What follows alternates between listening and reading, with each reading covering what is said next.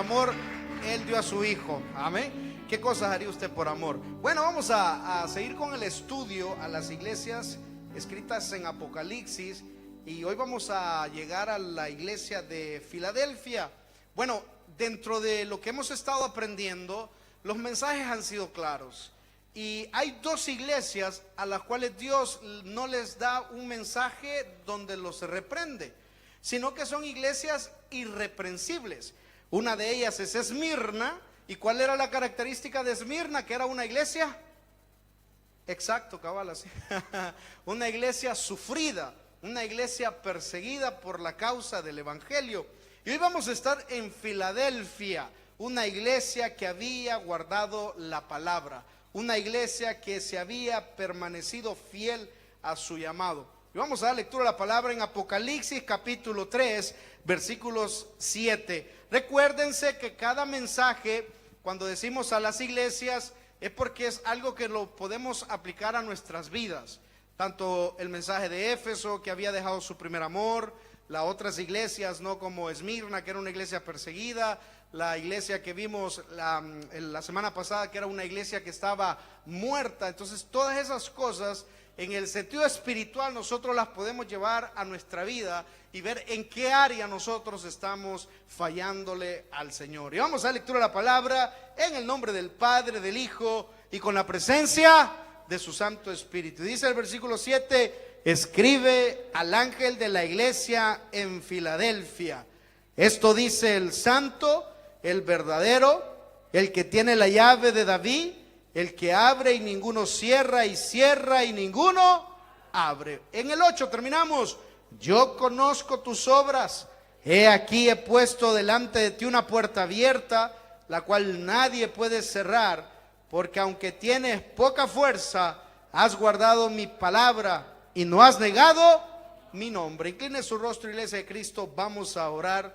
Padre eterno, te damos gracias porque sabemos que tu palabra, Señor, nos redarguye.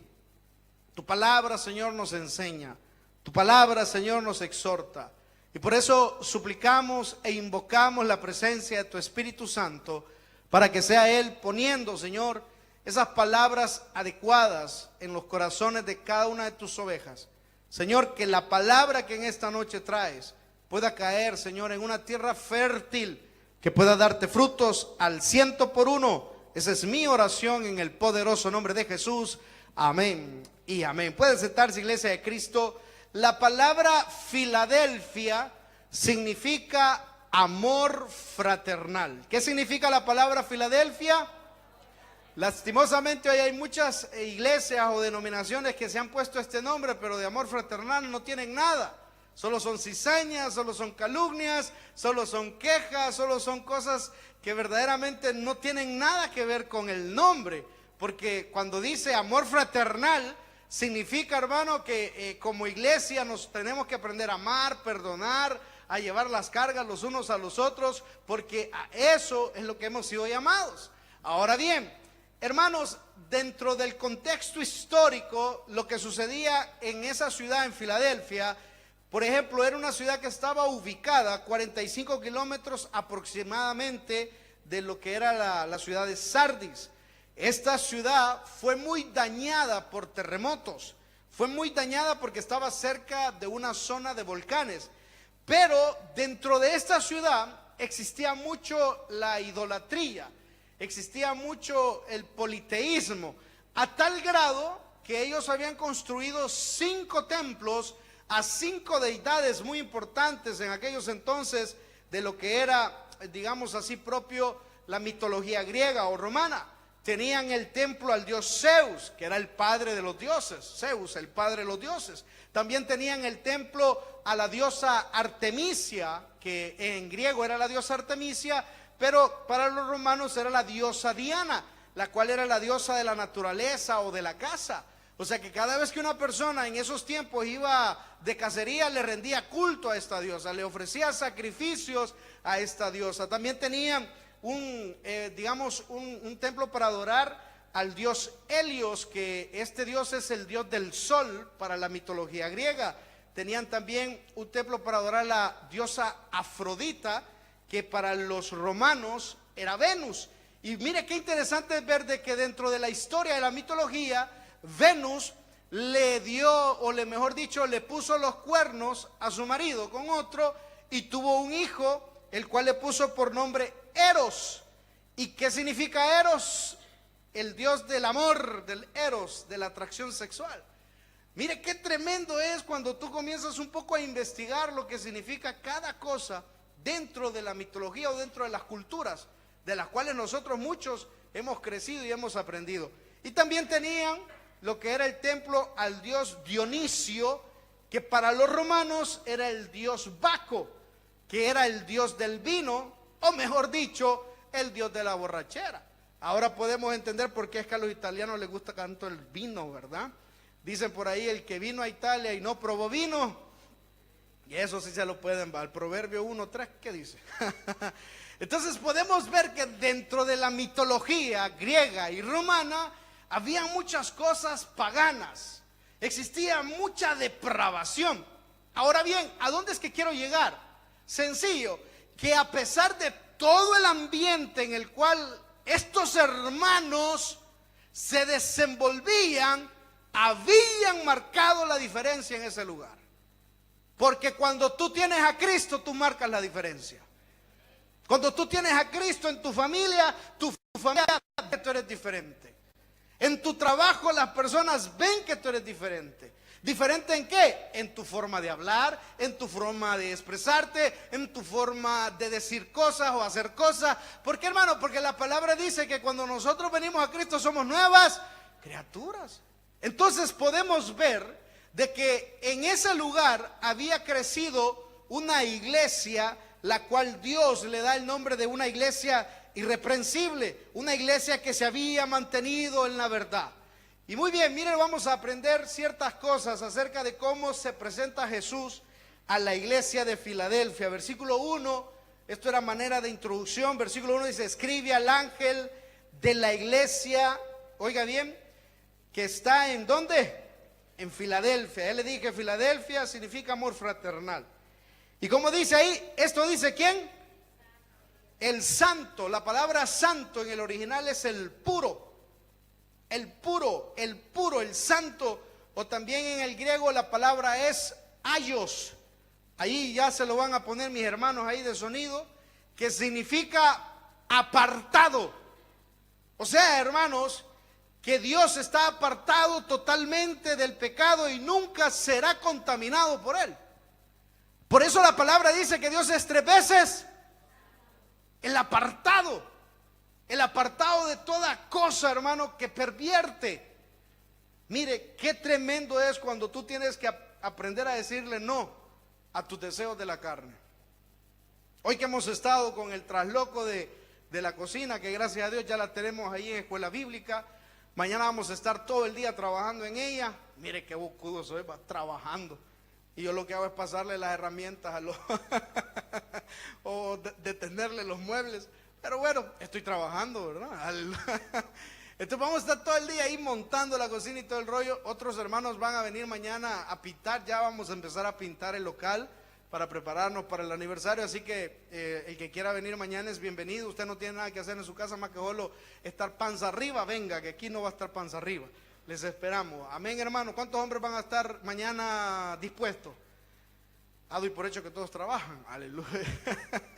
Entonces mañana ¿a qué horas viene, hermano? A las 11, ¿verdad? Hermano Luis, hermano Gerard y hermano Mauricio van a estar aquí ya trabajando con todo gloria. Démosle un fuertísimo aplauso a estos 3 siervos que van a estar ya preparándonos el local, van a pintar y todo el rollo. Entonces, y nosotros vamos a estar trabajando ahí en la parte de la cocina, montando la nueva.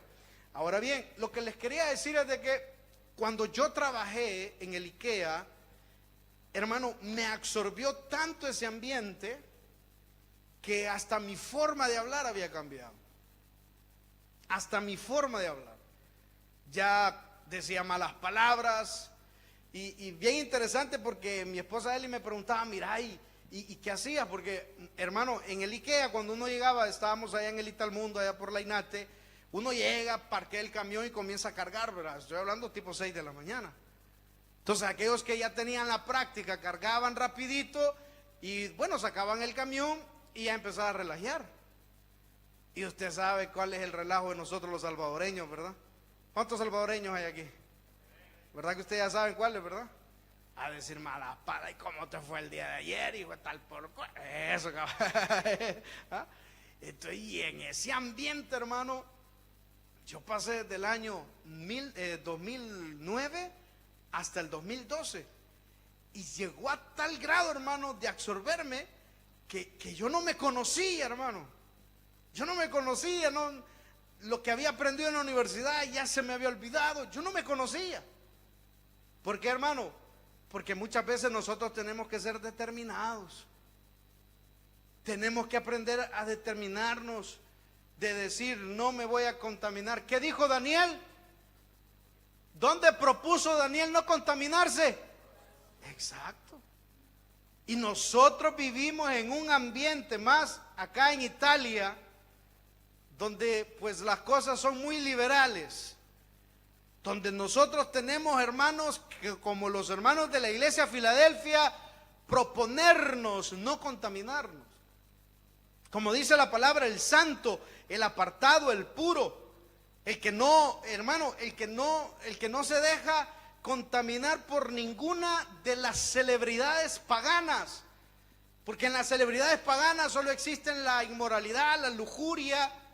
Es increíble saber, hermano, que en Roma existe el vomitorio, donde en aquellos tiempos los emperadores ahí iban a vomitar después de haberse estado tomando y tomando y comiendo. ¿Cuáles son esos dos pecados? La borrachera y la bulimia. Ellos comían y tomaban y de ahí hacían las grandes orgías, y cuando ellos ya estaban, pero, ¿verdad?, llenos de tanto, iban a ese lugar y vomitaban. ¿Por qué, hermano? Porque llega un punto en el cual nosotros, los deseos de la carne, nos van a llevar a cosas excesivas. Y eso es lo que Dios condena. El exceso. ¿Cuántos hombres hay aquí que están casados? ¿Cuántas esposas son? Callados se quedaron estos, ¿no? Con preguntas así de matemática allá en la escuela. ¿Cuántas mujeres hay aquí que están casadas? Solo por aquí. A ver, mujeres casadas, ¿cuántos esposos son? Uno. No como aquella que le dice 5 maridos has tenido, el que tenés ahora no es tuyo. No, solo es uno. Pero después viene el exceso. Y eso es lo que Dios juzga. Salomón, el hombre más sabio. ¿Se puede imaginar usted qué pidió Salomón? Fue tan sabio que pidió 1000 mujeres, hermano. Y fueron ellas las que lo apartaron de los caminos de Dios. Entonces, usted puede ver que dice que Él es el santo. La palabra en griego es aios, que significa apartado, el puro.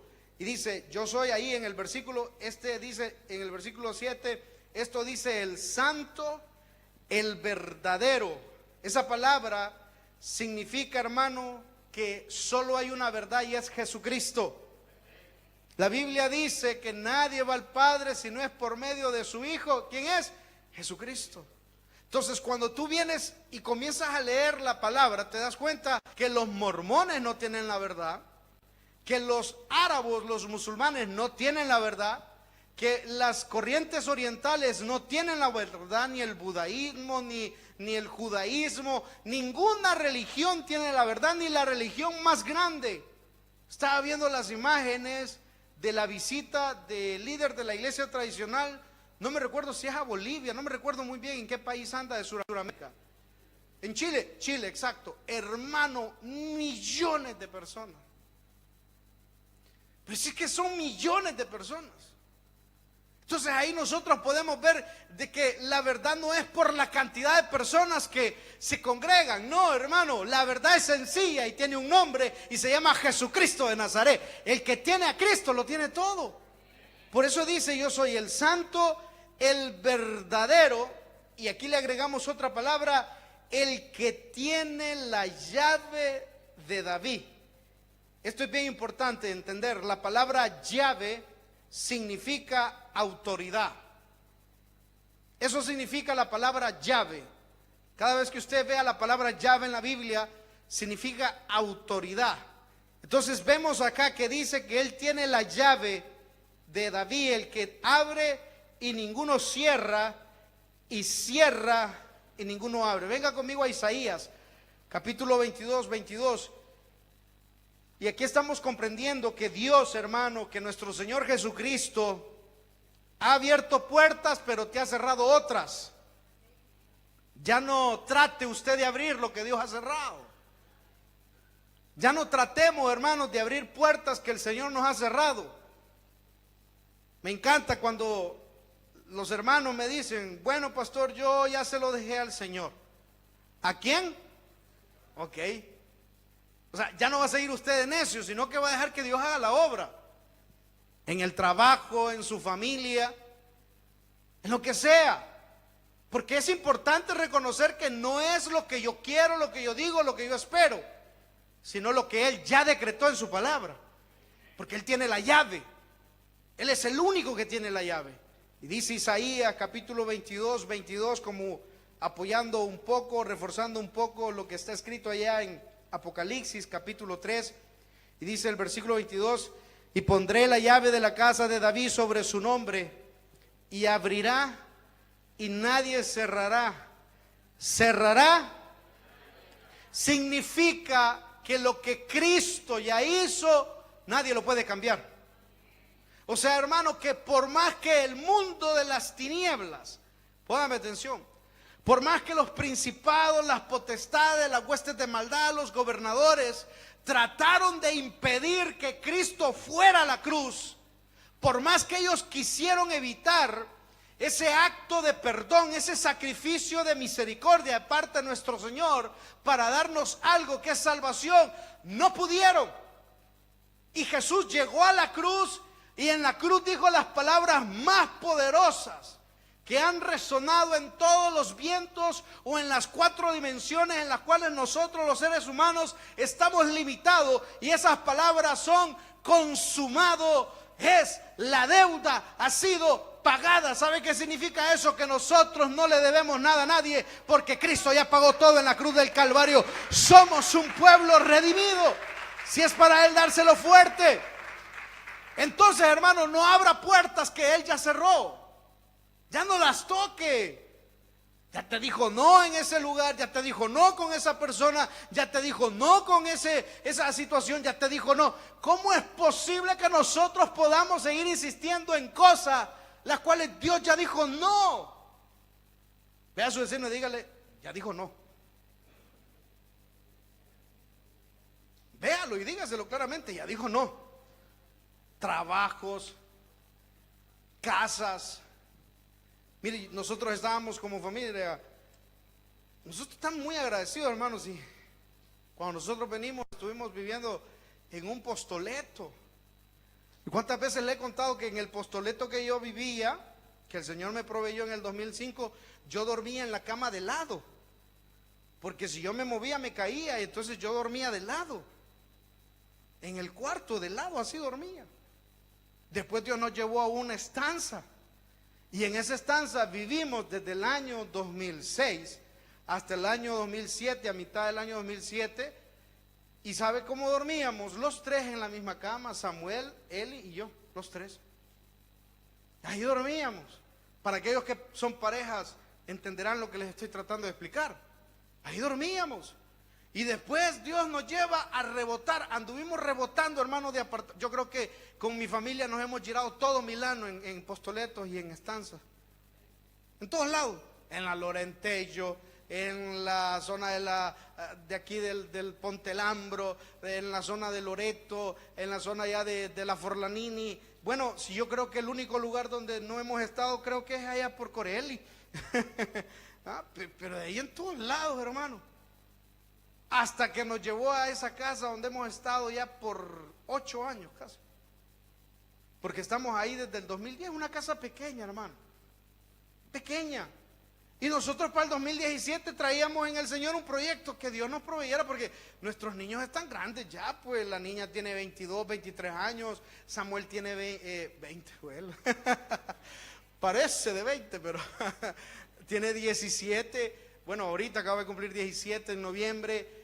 Y nosotros seguimos durmiendo en la cocina, ellos se levantan a las 10, 11 de la noche y nosotros estamos ahí en la cocina y ustedes me entienden, ¿verdad?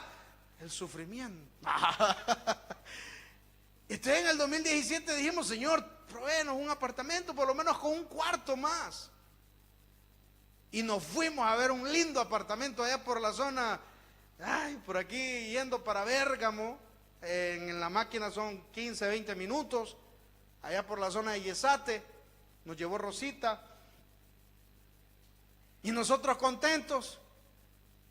Pero nos faltaba algo, un contrato de laboro. No lo teníamos. El día que tenemos el contrato de laboro, ese día el Señor dice, ya di el apartamento. Lloramos, hermano, pero si Dios dice no. No se frustra, hermano, ya viene lo mejor. Recuerde, si Dios te quita algo es porque viene lo mejor, porque lo que Dios te da siempre 100 veces mejor. ¿Cuánto lo creen esta noche? Amén, dérselo fuerte si es para Él. Ahí andas llorando por aquí, mire mujer, si lo dejó ese hombre, no servía, hombre. Ese era un pedazo de hombre. Hoy Dios le va a mandar un pedazozote. Tampoco. Pero tranquila. Hay puertas que Él ha cerrado, pero va a abrir otras. Porque Él tiene la llave. ¿Cuánto lo creen? Entonces, Filadelfia era una iglesia que reconocía este poder y esta autoridad de parte de Dios. Y por eso le dice: el que tiene la llave de David y ninguno la cierra, y cierra y ninguno abre. Ahora bien, vamos a ver ciertas características que el Señor resalta de la iglesia de Filadelfia. La primera, ve en el versículo 8 rapidito, dice: yo conozco tus obras. Ya sabemos qué significa esa palabra, ¿verdad? Yo conozco tus obras. Lo hemos estado aprendiendo desde que iniciamos estas lecturas. Esta lectura al Apocalipsis, específicamente a las iglesias. Y esa palabra, esa expresión, yo conozco tus obras, significa que Él anda aquí. El Espíritu de Dios anda aquí. ¿Cuántos están seguros de eso? Él anda, donde usted anda, ahí anda el Espíritu de Dios. Dice la palabra, los ojos de Dios están en todas partes, viendo lo bueno y lo malo. Entonces eso significa, yo conozco tus obras. O sea, Él está ahí, Él siempre está viéndote. Y dice: yo conozco tus obras, he aquí, he puesto delante de ti una puerta abierta, la cual nadie puede cerrar. Y aquí viene una de las características que resalta nuestro Señor y se las dice al ángel. ¿Quién es el ángel de la iglesia? El pastor. Muy importante, hermano, por favor, para que cuando vuelva usted a leerlo, si es que lo vuelve a leer, tal vez Cristo no ha venido, porque quién sabe. Entonces, usted reconozca, el mensaje es para el pastor. O sea, el pastor es el que tiene la responsabilidad de educar a las ovejas de Cristo. O sea, es una responsabilidad, es una carga en el tribunal de Cristo. Todos aquellos que estuvieron con el liderazgo, con el privilegio de exponer el evangelio, van a ser juzgados por qué cosas les enseñaron a sus congregaciones o a la grey que el Señor les encomendó. Y dice: yo conozco tus obras, he aquí, he puesto delante de ti una puerta abierta, la cual nadie puede cerrar, porque aunque tienes, ¿cómo dice? Ok, pocas fuerzas. La palabra en el original, poco, en el griego es mikros, que significa pequeño. Vamos a atar las palabras, que significa pequeño. Podemos comprender que tal vez la iglesia de Filadelfia no era una mega iglesia, sino que era una iglesia compuesta de una pequeña comunidad, en la cual no había un poder económico como lo que dicen hoy los del Evangelio de la Prosperidad, que una iglesia es poderosa porque tiene dinero, porque hace aquí, porque levanta aquí, levanta allá y tiene buenas cosas materiales. No. Recuerden que el poder de la iglesia es el Evangelio de Jesucristo. Ese es el poder de la iglesia. Claro, nosotros, hermano, las necesidades te van haciendo buscar un local más grande, y pues cuando estamos en el local más grande, si se puede acomodar, se puede hacer algo, pues ¿por qué no? Pues, pero el centro no es eso. El centro es el poder del evangelio. Mira qué interesante es cuando las personas que están en los ministerios del evangelismo y que no son servidores me dicen: pastor, yo me siento bien evangelizando.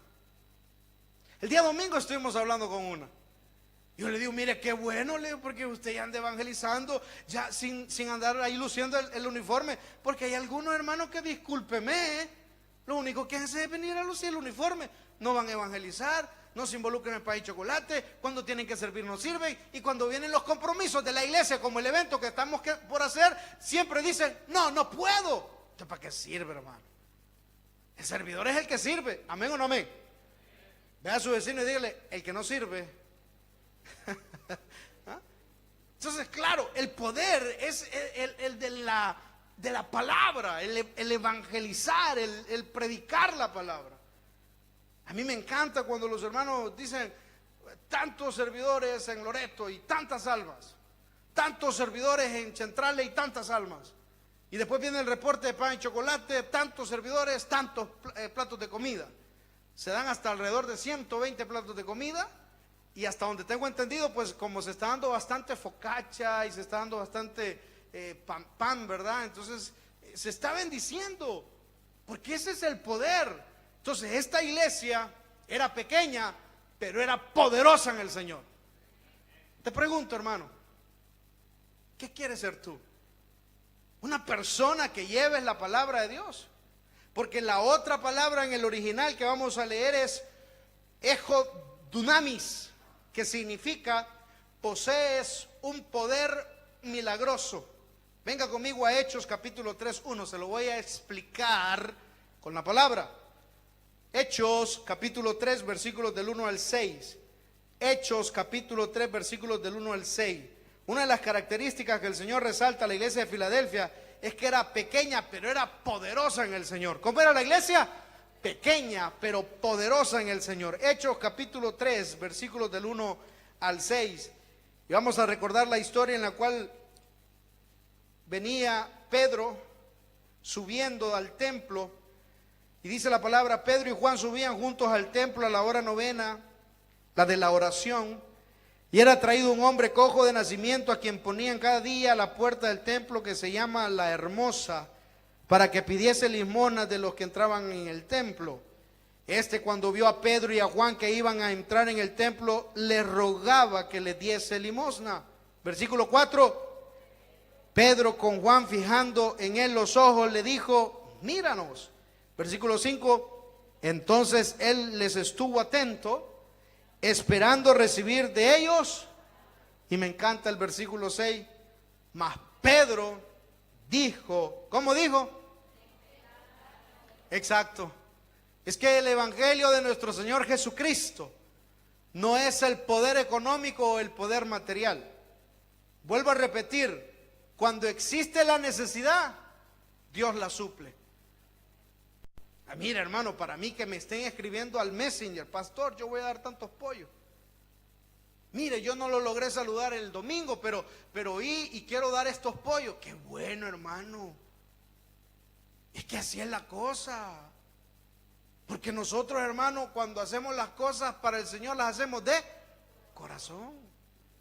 ¿Cómo dice la palabra en el versículo que tenemos en esta iglesia para los servidores? Colosenses 3:23. Y todo lo que hagáis, hacedlo para el Señor y no para los hombres, porque del Señor recibiremos nuestra. Y esto era la iglesia de Filadelfia, una iglesia que no se quería hacer lucir, que quería sus aplausos, los aplausos. Mire, qué tremendo es saber de que el mundo es, óigame bien, el lugar más cruel donde terminan los artistas. Estaba leyendo un poco la biografía de Madonna hoy en estos tiempos, porque a mujer me admira, hermano. Esa mujer, yo me recuerdo cuando oí la primera vez la canción de la Madonna, La Isla Bonita, que bailaba y con el pelo, por eso es que la Eli hoy anda así el pelo colocho. Canta La Isla Bonita.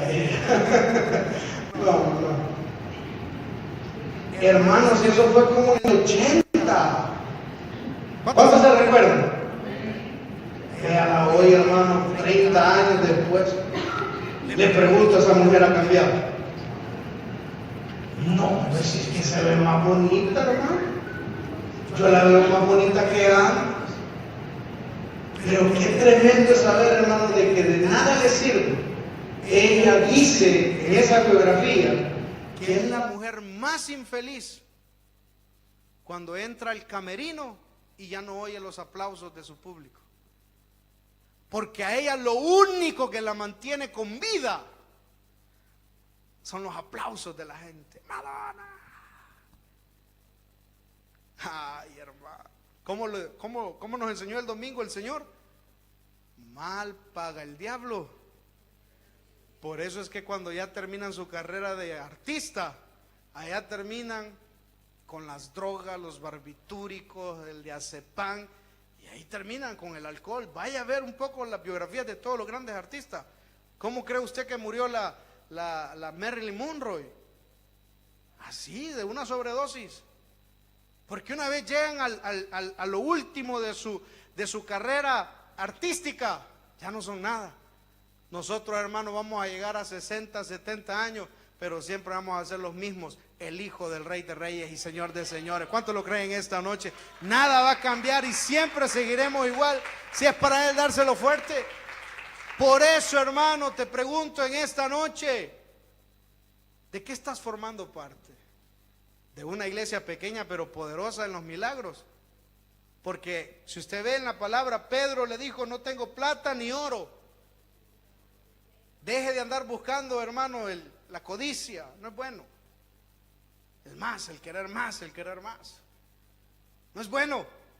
Recuerde, hay puertas que Él ya cerró, ya no las abra. Ya no las trate de abrir usted. Porque no tengo plata ni oro, pero lo que tengo te doy. ¿Cómo le dijo? En el nombre de Jesucristo de Nazaret. Vaya, estuvo no sé por cuántos años ahí sentado, mendigando, y llegó un siervo de Dios y le dijo, levántate y anda. ¿A cuántos el Señor nos estará diciendo en esta noche? Levántese y ande. Ya no siga dando lástima espiritualmente, y habla en el sentido espiritual, hermano. Nosotros somos hijos de un Dios poderoso. No tenemos que limitarnos a dar lástima. Otra de las características que vamos a ver de la iglesia de Filadelfia, que Dios resalta, dice Apocalipsis capítulo 3. Recuerda, era una iglesia pequeña pero poderosa en el Señor.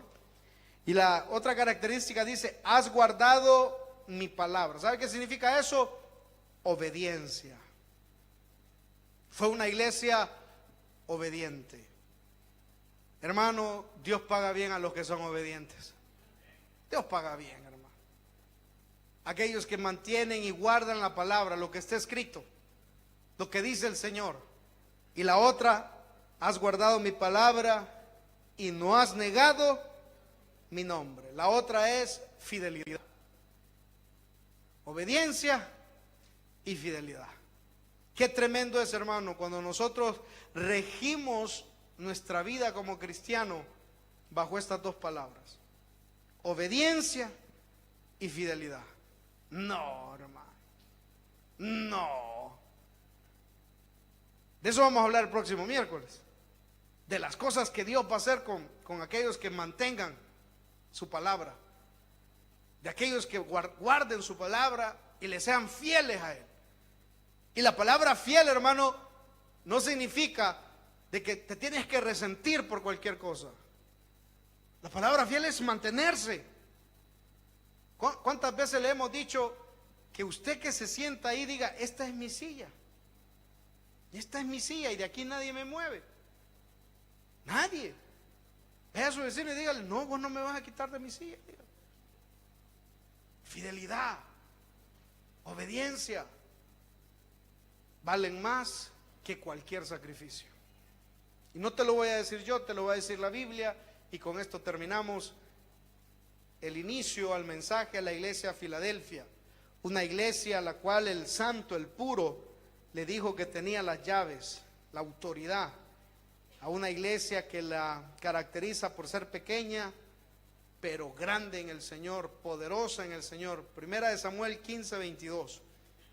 Sin duda alguna, la iglesia de Filadelfia reconoció que es más grande la obediencia a Dios y su palabra que cualquier sacrificio humano. Primera de Samuel, capítulo 15, versículo 22, y vamos terminando, si me regalan ya la alabanza en el piano, vamos a cantar esa alabanza. ¿Cuántos creen que los muros caen? Vamos a versículo 22 y lo vamos a ir leyendo todos a vos. Y dice el Señor en su palabra: y Samuel dijo: se complace Jehová tanto en los holocaustos y víctimas como en que se obedezca a la palabra de Jehová. Ciertamente el obedecer es mejor que los sacrificios, y el prestar atención que la grosura. Esta es la poderosa y bendita palabra de Dios. Démosle un fuertísimo aplauso a Él. Padre, en esta noche reconocemos que la iglesia de Filadelfia era pequeña pero poderosa en el Evangelio. Era una iglesia que había mantenido la palabra, había sido obediente a tu palabra. Que cuando usted dice algo y la gente no entiende, ¿verdad? Digo, yo a veces tendré que hablar en chino, no sé. Pero usted dice una cosa y todos hacen lo que quieran. Dios ve, hermano. Dios está viendo siempre. Dios ve tu corazón, porque lo estás haciendo, porque estás coqueando. Y una cosa sí les voy a decir, hermano: con Dios no hay que jugar. Seamos obedientes, hombre. Si lo que vamos a ganar somos nosotros.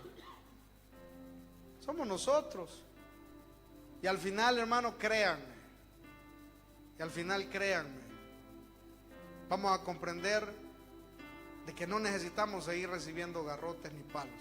Ya sufriste, y sí que sufriste, y lo has reconocido, y querés seguir por tu desobediencia, por tu capricho, por tu necedad. Aprendamos como la iglesia de Filadelfia. Fueron obedientes y fueron personas que se mantuvieron fieles. Si hay algo que Dios reconoce, es la fidelidad. Si usted lo cree, con sus manos en alto, ¿qué le parece si cantamos y decimos: donde el Espíritu de Dios está, ahí hay libertad? Donde el Espíritu de Dios está, hay libertad. Puedo adorar. Escuche. Todas mis culpas y maldades fueron borradas en la cruz. Libre soy. Perdonado. Perdonado soy, solo por tu amor. No hay más condenación. Cristo me libertó. Y caen las murallas, caen las cadenas. Dios destruyó. Libre soy, libre. Dios me hizo libre. Él venció la muerte por mí. Libre soy, libre soy.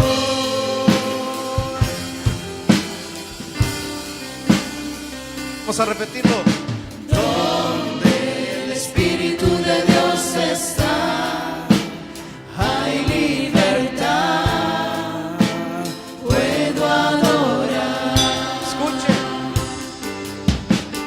Y todas mis culpas y maldades fueron borradas en la cruz. Libre soy. A una voz declaramos. Y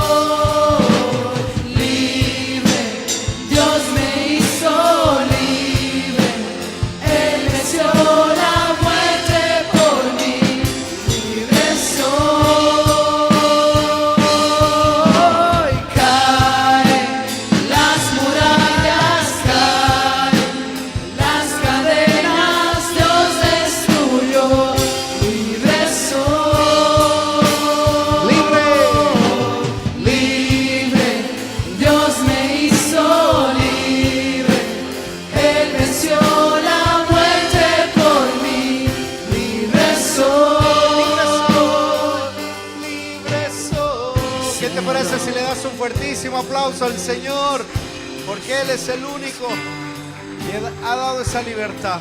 Te amamos, te bendecimos y no nos queremos despedir de tu tabernáculo sin antes decirte gracias, Señor, por lo que nos has dado y por lo que aún no nos has dado. Tu iglesia de Milano, Italia, está eternamente agradecida, Señor, porque hasta aquí tú, Jehová, nos has ayudado y nos seguirás ayudando, porque a los que aman a Dios, todas las cosas nos ayudan a bien. En el nombre de Jesús, amén y amén. Fuertísimo. El predicador ha terminado su mensaje. Quisiera tener la seguridad que al morir irá al cielo. Invóquele de esta manera: Señor Jesús, te recibo hoy como mi único y suficiente Salvador personal. Creo que eres Dios, que moriste en la cruz por mis pecados y que resucitaste al tercer día. Me arrepiento, soy pecador. Perdóname, Señor. Gracias doy al Padre por enviar al Hijo a morir en mi lugar. Gracias, Jesús, por salvar mi alma hoy. En Cristo Jesús, mi Salvador. Amén. Ahora ha nacido de nuevo a la familia de Dios. Tabernáculo Bíblico Bautista